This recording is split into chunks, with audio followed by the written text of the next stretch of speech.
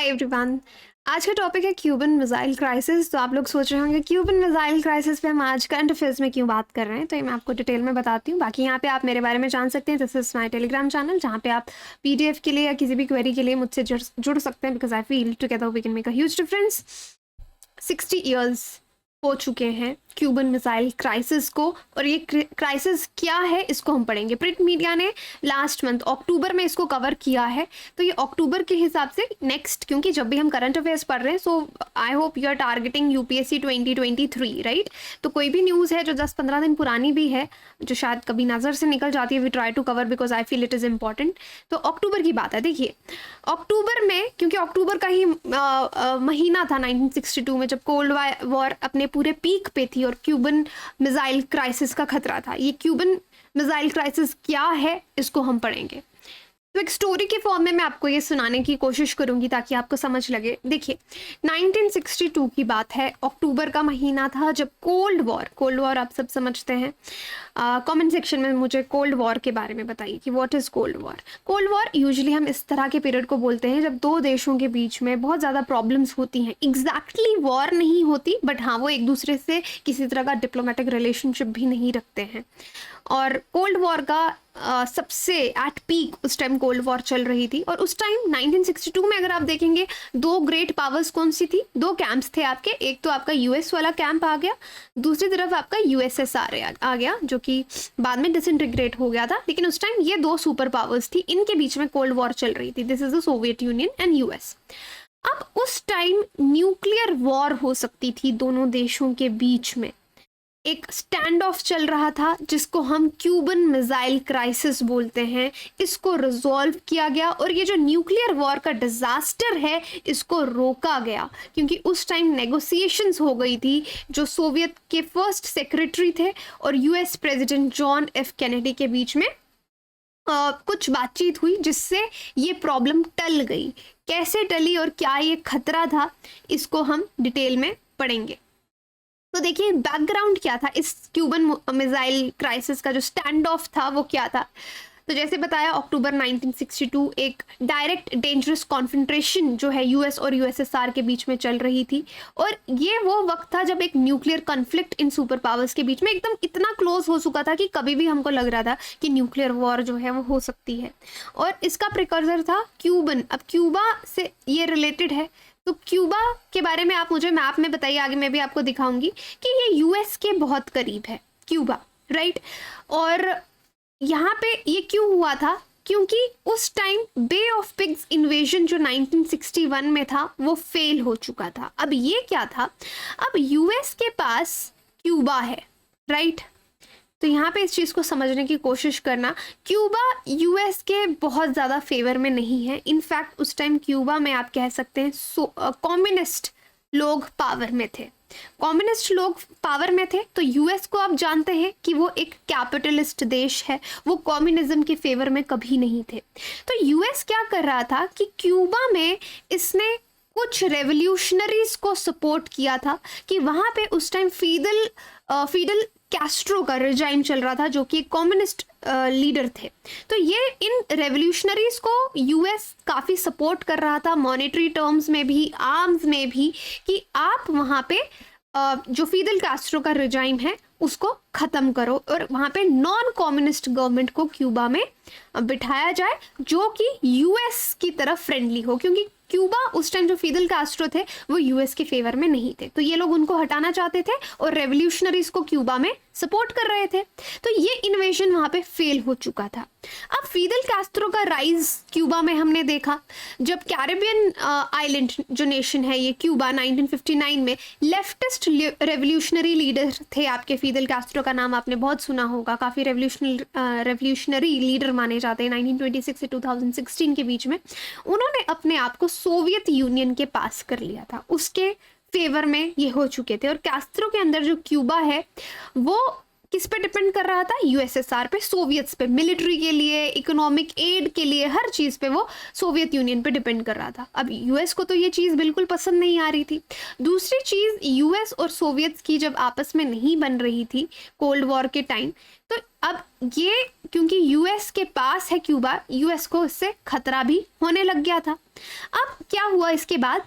Cold war के time पे political और इकोनॉमिक क्लैशेस दोनों के बीच में हो रहे थे। अब सक्सेसफुली जब ये ऑपरेशन आपका फेल हो गया और कैस्ट्रो जो है और भी ज़्यादा यूएसएसआर के फेवर में हो गए, तो यहाँ पे फ्यूचर में कोई इस तरह का इन्वेजन क्यूबा पे ना हो, क्योंकि अब खतरा ये बढ़ गया था कि यूएस क्या है, वो कभी भी क्यूबा पे इन्वेजन इस पे यहाँ पे अपनी गवर्नमेंट ला सकता है या क्यूबा को अपने अंदर कर सकता है, इन्वेड कर सकता है। ये खतरा क्यूबा पे मंडराने लग गया था। तो फिदेल कास्ट्रो ने कहा कि हमें इस चीज़ का बहुत डर है, और रशिया को ये चीज़ समझ में आ गई थी अब बहुत अच्छे से कि क्यूबा हमारी हेल्प कर सकता है क्योंकि ये यूएस के फेवर में नहीं है।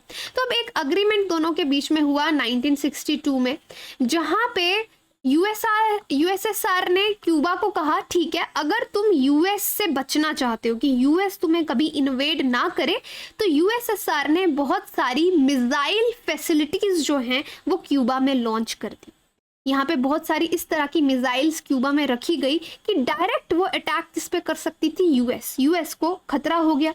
अब यहाँ पे यूएसएसआर ने ऐसा क्यों कहा? क्यूबा को बचाने के लिए कि हमको, ये भी एक, क्यूबा भी एक कम्युनिस्ट देश है, यूएसएसआर भी एक कम्युनिस्ट देश है, तो हम इसकी हेल्प करेंगे, इसको अमेरिकन से बचाएंगे, कैपिटलिस्ट नेशन से बचाएंगे।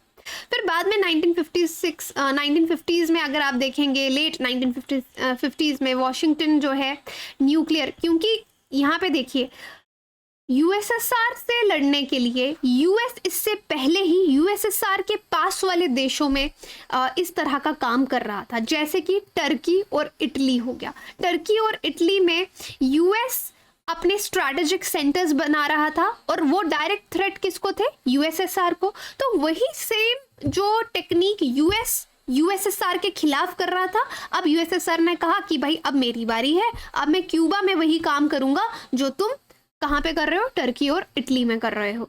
तो अक्टूबर 14 की बात है 1962, एक यूएस का स्पाई प्लेन था जो क्यूबन टेरिटरी के ऊपर से गया और उसने यहाँ पे देखा, अरे भाई ये क्या, यहाँ पे तो बहुत ज़्यादा मीडियम रेंज और intermediate range ballistic nuclear missiles हैं क्यूबा में, जिनका डायरेक्ट टारगेट कहाँ पे है? यूएस में है।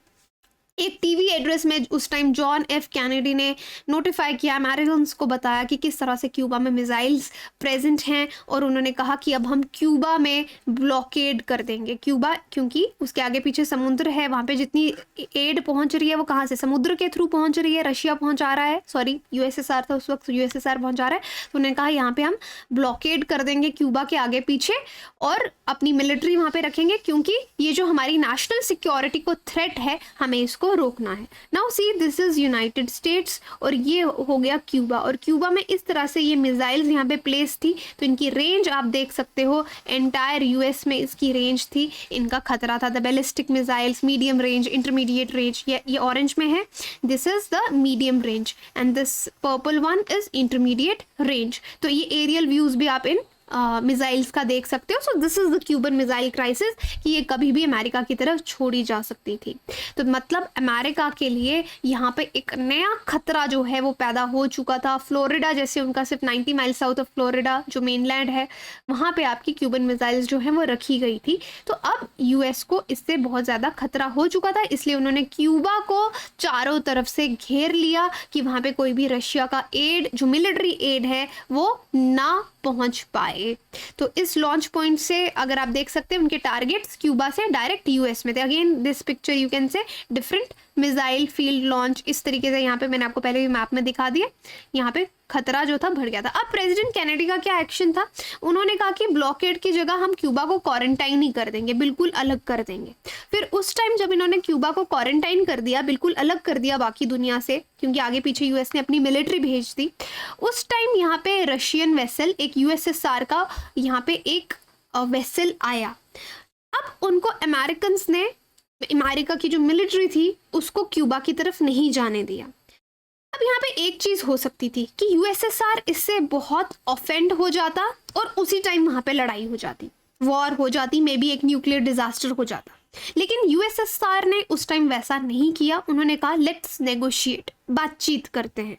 तो यहाँ पे देखिए कि जब ऐसा हुआ, उनकी वेसल वहाँ पे रोकी गई, उस टाइम जॉन एफ कैनेडी ने काफ़ी कम्युनिकेशंस जो हैं वो रशियन लीडरशिप, जो आपका यूएसएसआर लीडरशिप से था, उस पर किया कि इस पर बात करते हैं कि हम इस चीज़ को कैसे रोक सकते हैं। तो ये जो ब्लॉकेड था, यहाँ पे यही लिखा, जो वेसल्स आई और यहाँ पे उनकी बातचीत उसके बाद शुरू हुई, और ये डील जो है it ended in a stand of. तो यहाँ पे बहुत सारी टेंशन उस टाइम थी, कभी भी लग रहा था कि वॉर हो जाएगी, न्यूक्लियर वॉर हो जाएगी, अगर रशिया और अमेरिका आपस में भिड़ गए तो एक न्यूक्लियर वॉर हो सकती है। लेकिन फिर इन्होंने यहाँ पे जो बातचीत है वो करना शुरू किया, और उस बातचीत का नतीजा ये हुआ कि यूएसएसआर ने कहा कि हम क्यूबा से मिसाइल्स तभी हटाएंगे कि जब अमेरिका ये चीज़ बोलेगा कि वो क्यूबा को कभी भी इन्वेड नहीं करेगा। और दूसरी चीज़ यूएसएसआर ने यहाँ पे कही कि ठीक है, हम इसको पब्लिक नहीं करेंगे, लेकिन आपने टर्की और इटली में जो अपने स्ट्रैटेजिक सेंटर्स बनाए हैं यूएसएसआर के खिलाफ, आप उनको वहाँ से हटाइए। तो दोनों चीज़ कहा जाता है कि अमेरिका ने उनकी मान ली कि हम क्यूबा को कभी नहीं करेंगे, वहाँ पे कभी इन्वेड करने की कोशिश नहीं करेंगे। और कहीं ना कहीं पब्लिक में ये चीज़ इतनी नहीं आई, लेकिन उन्होंने टर्की और इटली से भी अपने स्ट्रैटेजिक सेंटर्स वहाँ से हटा दिए गए। तो यहाँ पे आप देख सकते हैं the power of diplomacy and negotiations किस तरह से काम आई, और ये चीज़ जो है, इतनी बड़ी मुसीबत जो है क्यूबन मिसाइल क्राइसिस जो है वो रुका। तो यही चीज़ इन स्लाइड्स में भी यहाँ पे लिखी गई है, जिसको आप पढ़ सकते हैं कि किस तरह से अमेरिकन सोवियत दोनों उसके बाद सोबर हो गए क्यूबन मिसाइल क्राइसिस के बाद, और उनके कम्युनिकेशन की वजह से। और उसके बाद इनके कम्युनिकेशन काफ़ी होते रहे, क्योंकि रशिया हमेशा ये चीज़ इस तरह से करता रहा है, न्यूक्लियर धमकियाँ। जैसे इंडिया का आप देखते हैं नो फर्स्ट यूज़ पॉलिसी, कि हम न्यूक्लियर वेपन्स को कभी पहले यूज़ नहीं करेंगे, लेकिन रशिया और अमेरिका का ऐसा नहीं है, उनका फर्स्ट यूज़ पॉलिसी है कि हम कर सकते हैं। तो यहाँ पे खतरा डेफिनेटली रहता है इस तरह के क्राइसिस में, जैसे अब यूक्रेन रशिया का वॉर ऑल्दो अभी रुक गया है, बट एक खतरा जो है वो बना रहता है। तो आई होप ये क्यूबन मिसाइल क्राइसिस आपको समझ में आया होगा। कमेंट सेक्शन में बताइए आप इसके बारे में क्या वैल्यू एडिशन करना चाहेंगे, जो पॉइंट्स। बाकी आप हमारे साथ कोर्स में जुड़ सकते हैं, बेस्ट टीचर्स आपको यूपीएससी के यहाँ पे पढ़ा रहे हैं। अगर आप चाहते हैं मैं आपको मेंटोर करूँ, आप अन अकेडमी सब्सक्रिप्शन मेरे कोड से ले सकते हैं, वीरो यूपीएससी, कोई भी सब्सक्रिप्शन ले सकते हैं। नवंबर एक्सटेंशन ऑफर भी ले सकते हैं। बैच हमारा 10 नवंबर से शुरू हुआ है, CSAT का कोर्स अलग से ले सकते हैं। एंड आई होप 13 को आप ये जो यूसीएससी चैम्पियनशिप है, यू आर पार्टिसिपेटिंग। एक IAS ऑफिसर आपको खुद से मेंटोर करेंगे। 0% EMI पे कोर्सेज ले सकते हैं, टेस्ट सीरीज़ में एनरोल कर सकते हैं, फ्री इंटरव्यू गाइडेंस प्रोग्राम हमारा चल रहा है। And again the partner this championship, top 50% जो पार्टिसिपेंट्स हैं उनको गारंटीड अन अकेडमी स्कॉलरशिप्स जो है वो दी जाएंगी। Thank you so much.